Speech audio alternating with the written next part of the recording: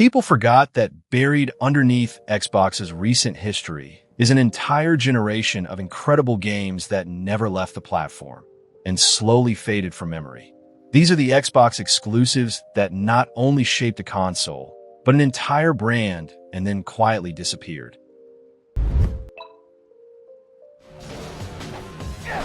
Back in 2004, Ninja Gaiden on the original Xbox stunned players with its lightning-fast combat, fluid animations, and sheer brutality. They went one step further with Ninja Gaiden Black in 2005, a definitive version that refined the mechanics, added new modes, and cemented itself as one of the toughest, most rewarding action games ever made. For many fans, it's still the high-water mark of the entire series. What made it so legendary wasn't just difficulty, though the game certainly didn't pull punches. Every fight demanded precision, patience, and mastery of your arsenal. Button mashing got you nowhere. This was about learning enemy patterns, using spacing intelligently, and knowing exactly when to strike. Once it clicked, the game flowed like a martial arts movie, with Ryu slicing through demons and soldiers in a blur of steel. Black improved on the original by tightening up the gameplay, balancing weapons, and adding new enemies and bosses. It also introduced Master Ninja Tournament challenges and 2 new difficulty modes, catering to both masochists and newcomers who wanted a slightly easier entry point. That balance made it feel complete in a way few re-releases ever achieve. It was punishing, and not everyone had the patience for it. Its steep learning curve alienated casual players, and the camera could absolutely betray you at the worst possible moments. Also, in today's era of accessibility options, it can feel dated. Still, for those who stuck with it, there was nothing else like it. The sense of accomplishment after beating a brutal boss or clearing a room of enemies without taking a hit was unmatched. It set the standard for skill-based action long before Dark Souls turned that style into a cultural phenomenon. Ninja Gaiden Black remains tied to the original Xbox and backward compatibility. It's a relic, but also a reminder of when Xbox had one of the sharpest, most hardcore action games in the world sitting proudly in its library.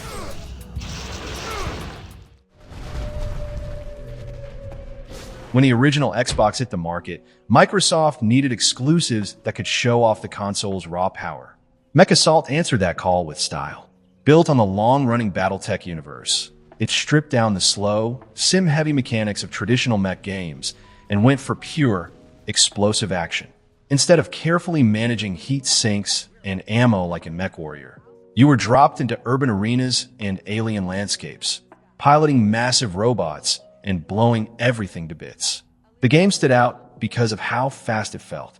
Buildings crumbled, tanks shattered, and enemy mechs went down in spectacular explosions. It wasn't just fun, it was cathartic. Add in Xbox Live multiplayer, which was still brand new at the time, and this game became one of the earliest showcases of what online play on consoles could look like. For a generation of players, it was their first taste of organized chaos with friends on Xbox Live, and it left a mark. Then came 2 Lone Wolf, which doubled down on ambition. It added on-foot sections, letting you leave your mech to hijack enemy vehicles or sneak into bases. The campaign was flashier, with cinematic cutscenes and higher stakes, and the multiplayer expanded with more modes and more destruction. But this bigger vision also divided fans. Some loved the variety, while others felt it diluted the simple, mech-smashing fun of the original. But the series didn't endure. By the mid-2000s, the market was shifting towards shooters like Halo 2 and Call of Duty. The mech genre, already niche, couldn't compete with the sheer popularity of human-scale action games. Critics also noted that Lone Wolf tried to do too much, and its clunky on-foot mechanics dragged down the pacing. Still, both MechAssault titles deserve credit. For mech fans, they were a dream come true, short-lived, but still worth revisiting for that unique blend of arcade destruction and sci-fi spectacle. 4 sets of lungs, don't you get out of grip! When you think Xbox, traditional Japanese RPGs are probably the last thing that come to mind. That's what made Lost Odyssey such a surprising standout when it landed on the 360 in 2007. Developed by Mistwalker, the studio founded by Final Fantasy creator Hironobu Sakaguchi, The game felt like Microsoft's bold attempt to prove it could compete with Sony's JRPG dominance. And in many ways, it succeeded. Though sadly, it never reached the mass audience it deserved. At its core, Lost Odyssey is classic turn-based RPG fare. Sprawling cities, tactical combat, big melodramatic cutscenes. But what elevated it was the writing, especially the short stories sprinkled throughout the adventure called The Thousand Years of Dreams. These beautifully written vignettes, paired with simple music and visuals, told the memories of the immortal protagonist came. They weren't flashy, but they hit hard. Stories about love, grief, regret, and the weight of living for centuries. Honestly, some players remember those dream sequences more vividly than the main plot. The combat, meanwhile, struck a balance between old-school patience and a little modern flair. It used a ring system to add a layer of timing-based interaction, but otherwise stuck to the JRPG blueprint. For fans who felt Square Enix was moving away from turn-based tradition, Lost Odyssey was a breath of fresh air. But it wasn't perfect. The pacing could drag, load times were rough, and at 4 discs long, it demanded a serious commitment.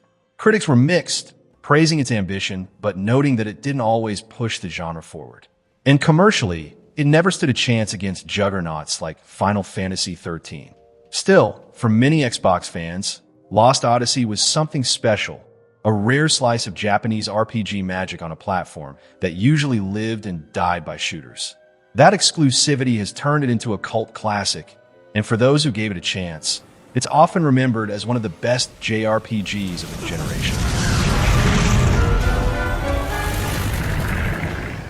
When people talk about Xbox exclusives that deserved way more recognition, Crimson Sky's High Road to Revenge almost always comes up. It wasn't a massive blockbuster or a system seller, but for those who played it, this stylish dogfighting adventure became one of the console's hidden treasures. Set in an alternate 30s where Zeppelins ruled the skies and air pirates prowled the clouds, it combined pulpy storytelling with fast, arcade-style flight combat that felt like a dream for anyone who ever loved action-packed Saturday serials. The single-player campaign leaned into its pulp fiction vibe, throwing players into a mix of daring heists, battles with airships, and showdowns against rival gangs. The variety of missions kept things fresh, and while the controls weren't overly complex, they nailed the sweet spot between accessibility and precision. Flying felt smooth, responsive, and fun in a way that struck a balance between arcade and sim. Where it really shined, though, was multiplayer. This was one of the Xbox Live pioneers, offering online dogfights that felt chaotic, stylish, and addictive. For many players, it was their first taste of what competitive online play could look like outside of shooters like Halo. The thrill of pulling off a mid-air maneuver while dodging enemy fire made it stand out in a sea of shooters and racers that dominated the early Xbox landscape. Yet despite all that, the game never found the mainstream success it deserved. It reviewed well, but sales didn't match the praise, and Microsoft never followed through with a sequel. Looking back, it's easy to see why players still call for a revival. Its world had style, its gameplay was ahead of its time, and it captured the kind of adventurous spirit that few games since have matched. In an era where so many exclusives leaned on gritty realism, Crimson Skies dared to be colorful, pulpy, and fun. Dead or Alive, for a time was one of the console's biggest exclusives. DOA 3, which launched alongside the original Xbox in 2001, was a graphical showcase that turned heads. It was a statement from Team Ninja that Microsoft's new console could go toe-to-toe with anything Sony or Sega was putting out. Then, in 2005, DOA 4 arrived on the 360, carrying that same energy into the next generation with even sharper visuals and online play that felt ahead of its time. At its core, the series has always been about speed and accessibility. Unlike Tekken's slower, more methodical matches, it thrived on fast-paced combos, counters, and a rock-paper-scissors system of strikes, throws, and holds. For casual players, it felt flashy and satisfying. Pulling off big counters was easy enough to feel rewarding.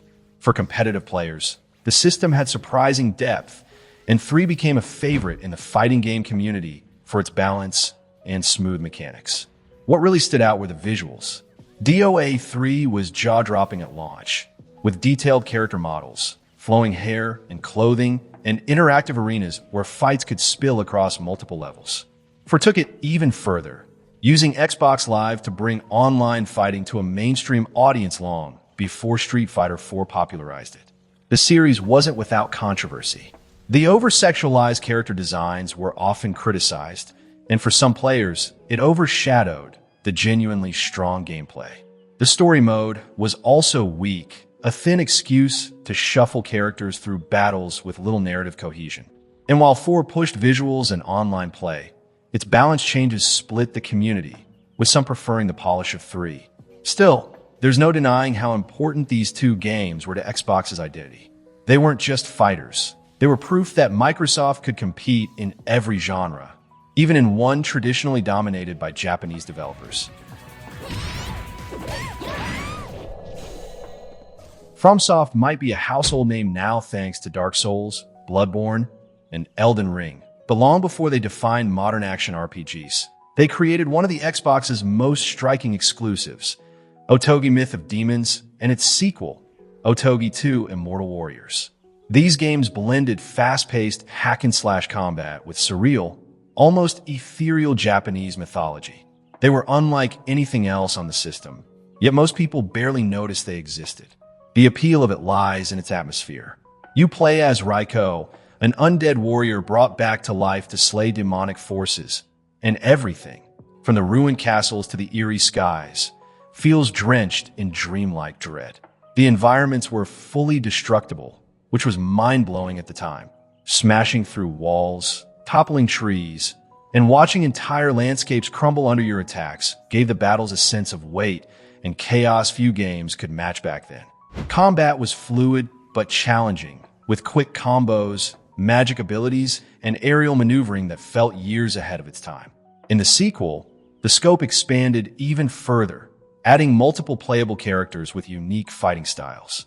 Looking back, you can see the DNA of FromSoft's later games, the love for punishing difficulty, the fascination with dark fantasy, the strange, oppressive tone. But it was forgotten because of timing and exclusivity. Released only on the original Xbox, the games were buried under bigger names. Critics admired their artistry, but dinged them for uneven difficulty and repetitive mission design. And with little marketing behind them, they quickly faded into obscurity. But for players who discovered them, Otogi felt like hidden treasure, stylish, haunting, and far more experimental than most action titles of the early 2000s. In hindsight, they were clear precursors to the kind of bold, uncompromising vision FromSoft would later perfect.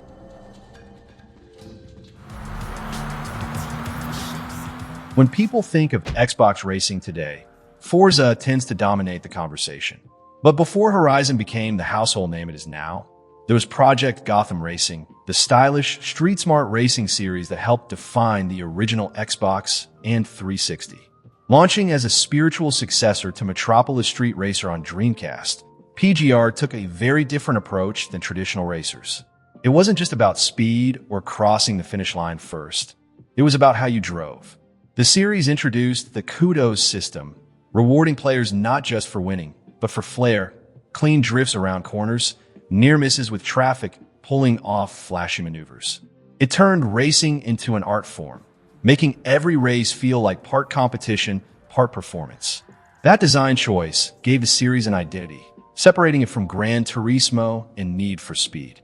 PGR 2 on the original Xbox cemented its cult following with its crisp visuals, licensed cars, and unforgettable online multiplayer, one of the earliest to take advantage of Xbox Live. Then came PGR 3 and PGR 4 on the 360, which pushed graphical fidelity and city detail to jaw-dropping levels for their time.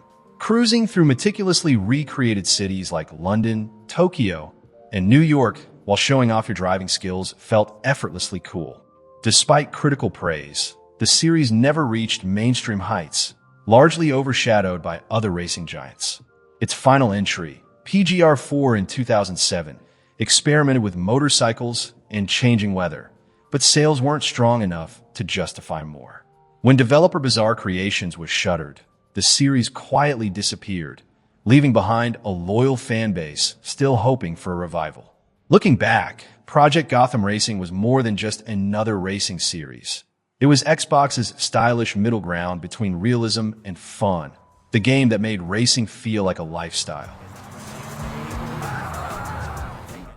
I'll gut you myself. Back in 2008, Fable 2 was a game that made 360 owners feel like they had something special, something no one else could touch. The original Fable was ambitious, maybe too ambitious, promising a world that reacted to your every choice. It didn't quite hit that mark, but 2 came much closer to realizing that dream. Albion felt more alive this time. Villages bustled, people reacted to your morality, and the choices you made had a visible impact on the world around you. At its best, it nails that blend of lighthearted fantasy and emotional storytelling. You could spend hours just wandering, buying property, getting married, or raising a family, and then suddenly be pulled in a quest that asked you to make genuinely tough moral calls. One moment you're playing loot in the town square for coins. The next you're deciding whether to sacrifice your beloved dog or thousands of innocent lives. That balance between whimsical and gut-punch serious is what made Fable 2 stand out from other RPGs at the time. Of course, you can criticize the combat leaning towards simplicity, but never particularly deep. People pointed out that Albion's world, while charming, lacked the density of other RPGs like Oblivion. And there was always the shadow of promises that didn't quite materialize. But here's the thing, none of that really killed the experience. For many players, Fable 2 wasn't about checking off mechanics. It was about immersion, about feeling like the hero or villain of your own fairy tale. Today, it's wild that it never made its way to PC. Out of the whole trilogy, it remains locked to the 360, which makes it one of the most glaringly stranded gems of the era. And honestly, that exclusivity adds to its mystique. If you were there when it launched, you remember the magic, and this is one game that really deserves another chance to shine in the modern era. By 2011, the Kinect had already built a reputation as a gimmicky add-on, more known for dance games and awkward motion controls than anything memorable. But the Gunstringer stood out as a rare example of the hardware being used in a clever, genuinely fun way. This 360 exclusive wasn't just another Kinect experiment. It was a full-on theatrical performance, a game that blended dark humor, unique presentation, and motion-driven gameplay into something people still talk about today. You played as a skeletal gunslinger puppet, brought to life on a stage and controlled by the player's hands. One hand moved him across the environment while the other aimed and fired his revolver, turning the whole experience into a bizarre yet satisfying mashup of puppetry and Western shootouts. Instead of trying to mimic realism like so many Kinect titles, it leaned into its theatrical roots, making the player feel like they were running a puppet show while also participating in an over-the-top revenge story. The writing was sharp and self-aware, packed with humor that poked fun at video game cliches and at itself. Levels range from dusty deserts to absurd, surreal scenarios that matched the game's puppet show aesthetic. It never took itself too seriously, and that was its strength. Of course, the Kinect controls weren't perfect. They could get finicky, and not every player wanted to flap their arms around for extended periods. That limited its appeal, and being tied to a peripheral that didn't have staying power meant it was destined to be overlooked. But for those who gave it a chance, it was a highlight of the Kinect's short-lived era, showing what creativity could look like when developers worked within the system's quirks instead of fighting against them. Today, the Gunstringer feels like a forgotten experiment, one that never got the audience it deserved because of the hardware it was trapped on. Still, it remains a fascinating time capsule of the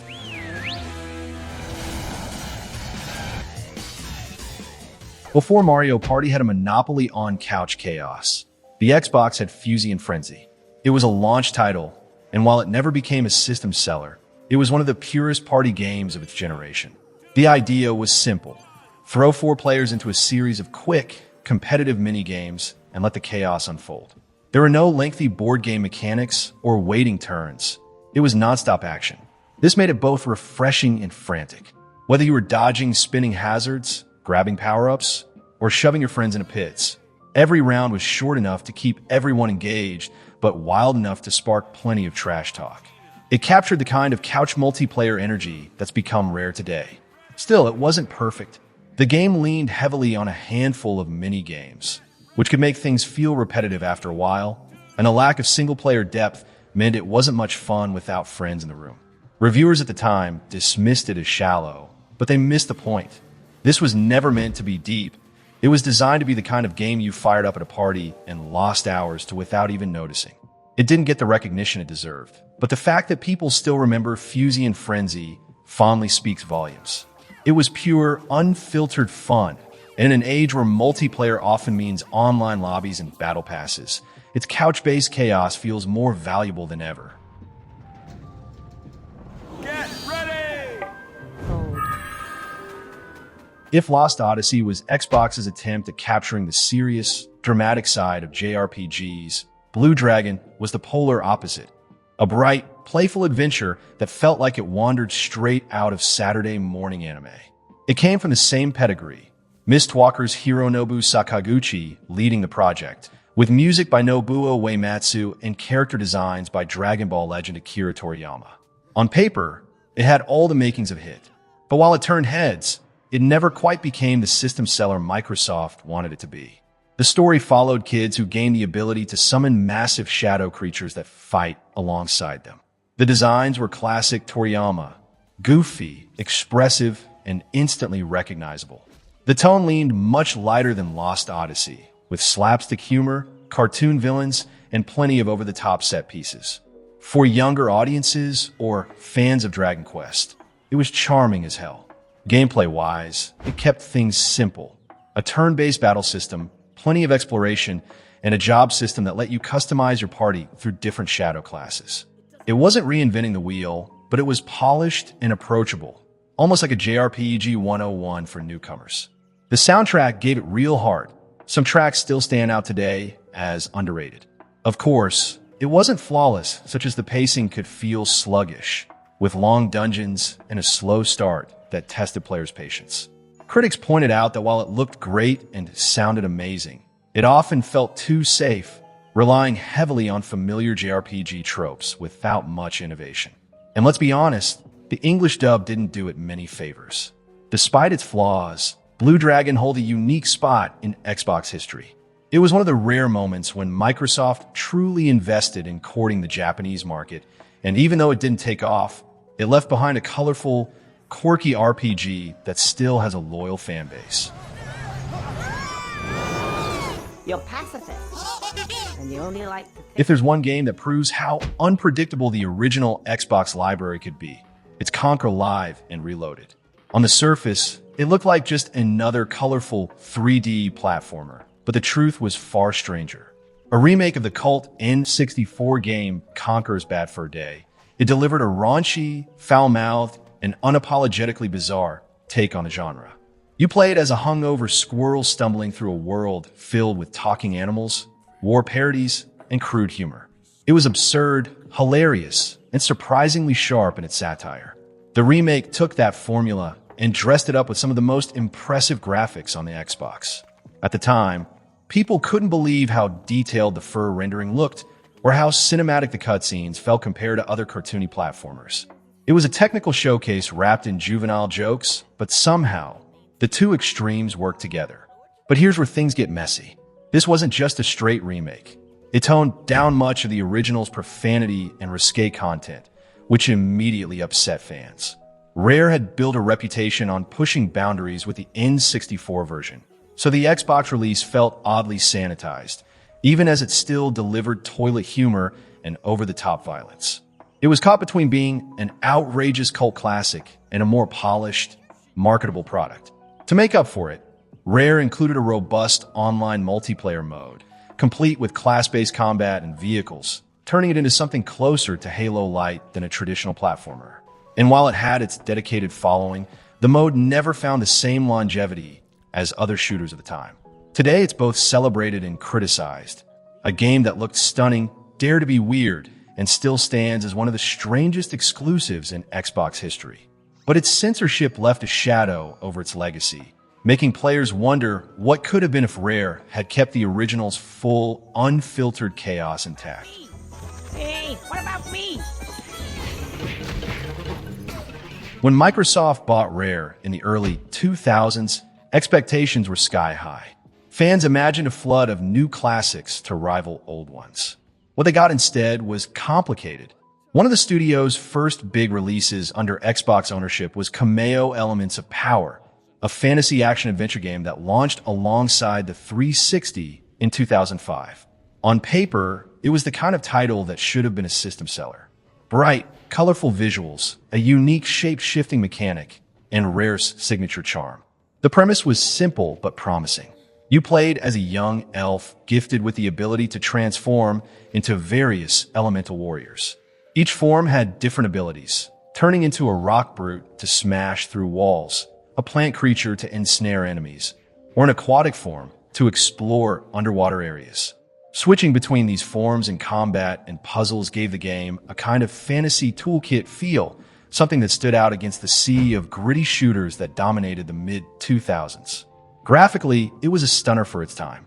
It showcased the 360's power right out of the gate, with massive battlefields packed with hundreds of enemies, vibrant environments, and flashy particle effects.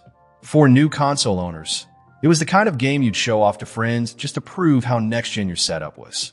But for all its creativity, it struggled to find its audience. Some critics felt the gameplay never fully delivered on its potential. Combat could become repetitive, and the story lacked the emotional pull of Rare's best work. It was too bright and whimsical to appeal to the hardcore shooter crowd, yet too awkward and clunky in design to grab younger players. As a result, it slipped through the cracks, remembered more as an experiment than a classic. And yet, there's something undeniably special about Kameo. It was one of the few Xbox exclusives that dared to embrace color, whimsy, and imagination during an era obsessed with realism. I decided to remain inside the book. If the first Gears of War proved the formula, then 2 and 3 perfected it. Released in 2008 and 11, these sequels didn't just build on the gritty cover shooter mechanics. They turned the series into the beating heart of 360 multiplayer culture. Chainsaw duels, roadie runs, and those heavy, weighty firefights became instantly recognizable. It wasn't long before Gears carved out its place alongside Halo as one of Microsoft's flagship franchises. 2 was where the story really hit its stride. Suddenly, Marcus Phoenix and the squad weren't just gruff soldiers barking orders. They had weight behind them. Dom's heartbreaking storyline, especially the Maria sequence, gave the game an emotional core that caught a lot of players off guard. It was proof that a shooter could be bombastic and gut-wrenching at the same time. Then 3 came and cranked everything to 11. Massive set pieces, brutal multiplayer maps, and a finale that wrapped up the trilogy with the kind of scale and spectacle fans have been waiting for. Critics at the time praised the polish and intensity, but they weren't shy about pointing out the repetitiveness of the gameplay loop. Chainsaw someone, dive into cover, rinse and repeat. It wasn't exactly subtle. But nobody came to Gears for subtlety. They came for the crunch, the camaraderie, and those moments when a co-op buddy would save you from a last-second down. That mix of high-octane gameplay and co-op drama made the series a cornerstone of couch and online multiplayer in the late 2000s. What's wild is that these 2 games, arguably the best of the series, remain chained to Xbox hardware.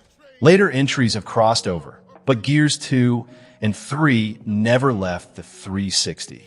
For fans, that makes them time capsules of a certain kind of multiplayer experience, a reminder of just how much Xbox defined competitive and cooperative gaming during that generation.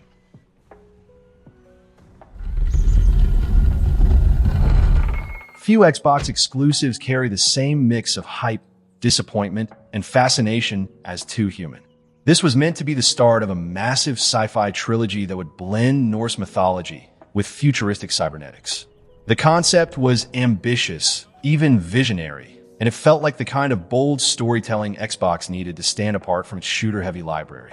On paper, it had everything going for it: a cinematic storyline, a unique setting, and a promise of replayability through loot-driven RPG mechanics. It was pitched as Microsoft's answer to games like Mass Effect or Diablo, with the action focused squarely on melee combat. But once players got their hands on it, the cracks showed quickly. The control scheme was the first red flag. Instead of standard attack buttons, Combat relied on using the right analog stick to swing weapons and juggle enemies. It felt clunky and unresponsive, especially in a game where fluid action was essential.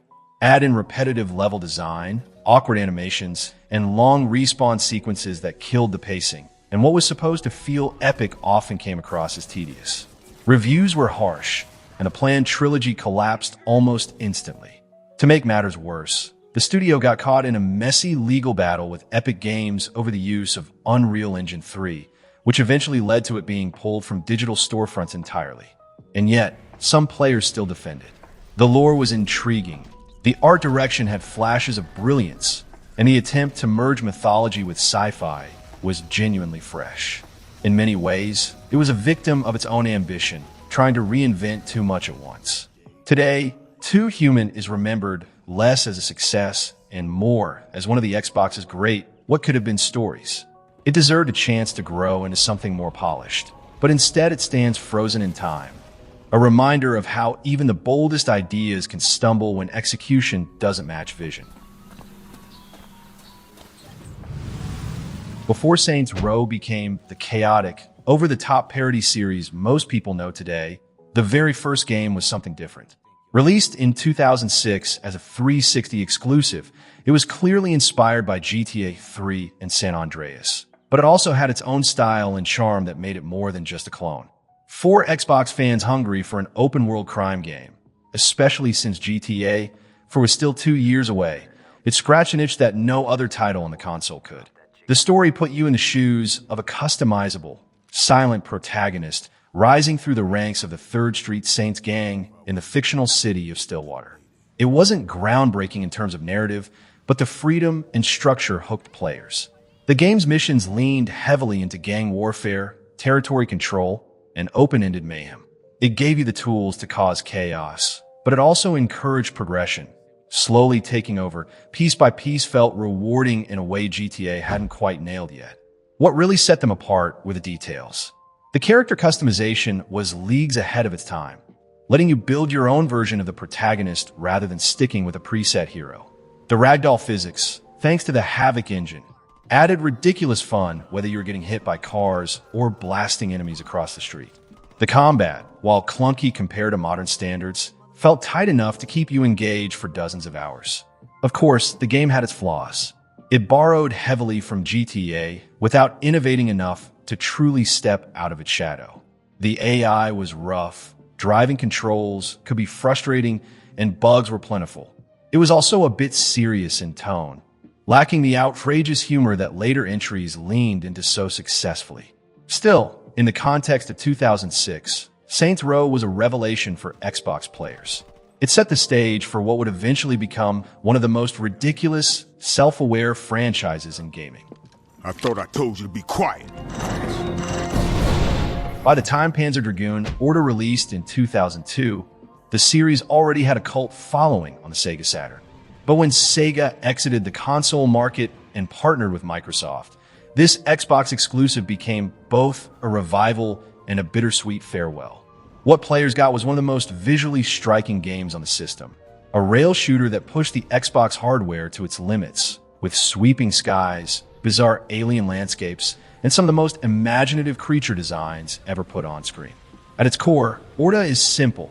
You're on a dragon, blasting enemies in tightly scripted sequences. But it's the execution that made it memorable.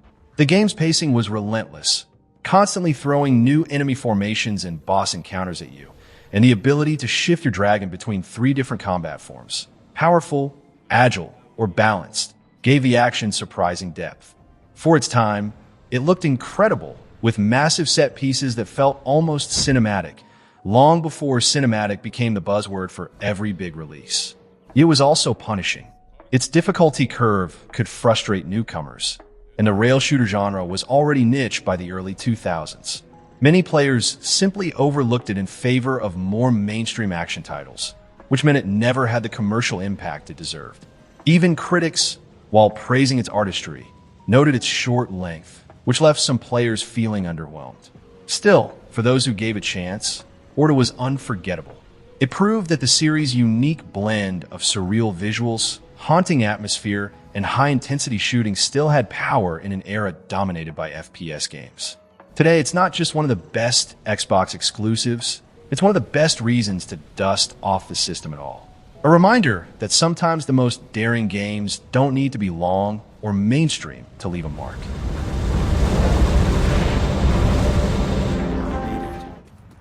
A beacon's on standby for When Crackdown launched in 2007, a lot of people bought it just for the Halo 3 beta that came bundled in. But once players actually booted it up, they discovered something special. A chaotic, superhero-style open-world sandbox that made verticality and experimentation the real stars of the show. You weren't just running around shooting criminals. You were leaping across skyscrapers, chucking cars into crowds, and slowly transforming into a walking tank with jump boots. It felt like a comic book brought to life in the most Xbox way possible. The first game nailed that addictive loop: kill gang leaders, collect orbs, get stronger, jump higher. It was simple, but man, it was satisfying. Even today, people talk about the joy of just chasing agility orbs across rooftops, that dopamine rush of hearing the ping and grabbing another one. Sure, the story was paper thin, but nobody cared. You played Crackdown because it was fun to break the rules of gravity. Then came the sequel in 2010, which, well, tried to double down on chaos but didn't quite stick the landing. The city was gloomier, the missions more repetitive, and the addition of mutant enemies felt like a step in the wrong direction for some fans. Still, it wasn't without charm. The co-op was wild, the explosions were bigger, and if you had friends along for the ride, it was pure mayhem. Critics were mixed, and that's fair. On one hand, the simplicity and repetition didn't hold up next to deeper open-world games releasing around the same time. On the other, Crackdown had an energy that was impossible to ignore. It was messy, sure, but it was fun, and sometimes fun is all you really need. Aside from some backward compatibility, 1 and 2 remain Xbox exclusives, stranded in a world where even the most obscure games eventually make the jump to other platforms. They may not be perfect, but they represent a style of open-world design that was all about empowerment and chaos, a style we don't see much anymore.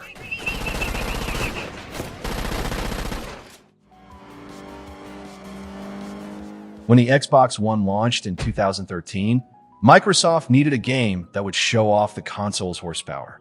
That game was Forza Motorsport 5, Turn 10's ambitious simcade racer that debuted as a visual showcase and a bold step forward for the franchise.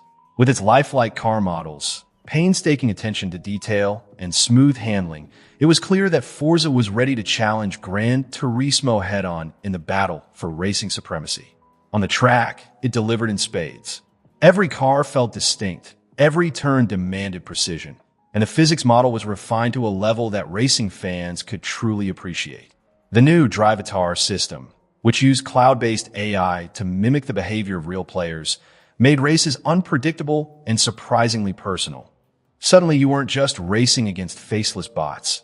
You were racing against AI that carried the habits and mistakes of your friends. It was an innovative idea that gave the game a unique identity. Visually, it was jaw-dropping. The lighting, reflections, and car interiors felt like a generational leap, and it remains one of the cleanest-looking launch titles of any console. But for all of its strengths, it wasn't faultless. At launch, it had far fewer tracks and cars than its predecessor, and the aggressive microtransactions drew heavy criticism from fans. Many felt like the game was unfinished, or that content had been stripped out to sell piecemeal later. Yet, even with those flaws, the core was undeniable. The driving was so polished, the visuals so striking, and the overall presentation so slick that it helped keep Xbox's racing legacy alive at a time when it desperately needed wins. Over time, the Forza franchise would grow into one of Xbox's most respected pillars, but it was Forza 5 that carried the weight of proving Xbox One's potential, even if it stumbled along the way.